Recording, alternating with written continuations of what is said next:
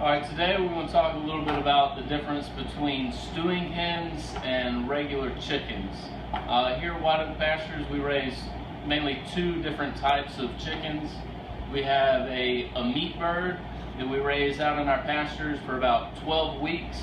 And we also have stewing hens, which are basically our laying hens that we use to produce eggs throughout the season. Laying hens tend to be out in pasture, foraging, running around, and have very active for up to 2.5 years. So being an older bird, they get a lot of action. Their meat tends to be a little bit tougher, so it's not very apt to roasting or baking, as where your meat bird, you can do all of that with it fairly easily. So the reason they're called stewing hens is because the primary way to cook it to get the most out of it is to stew it or slow cook it. So today I'm going to just show you the basic way to cook a stewing hen. So we've got a little carrot, a little onion and celery, and then some bay leaves. So I'm basically going to put all of this in a pot. I'm going to peel my carrot, and I've just got one of each. It doesn't have to be precise. And we get all this in the pot.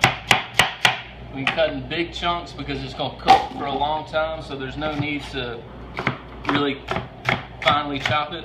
So I'm going to get all of this in there. And if you don't have a big pot like this that you want to put on the stove for a long time, a crock pot will work just as well. If you can just put it on low and have it cook all day while you're at work, and then you can come back home and it'll be all finished and ready to go for you. So right now I'm just going to, like I said, rough chop the vegetables, just big chunks.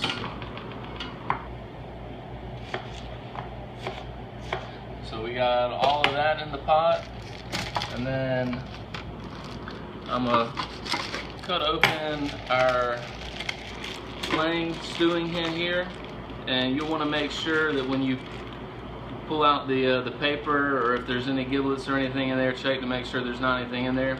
We're just going to put them straight in the pot, and then I'm going to fill it up with water, and then we'll slow cook it for about 2.5 to 3 hours, and I've got one I'll show you in just a second.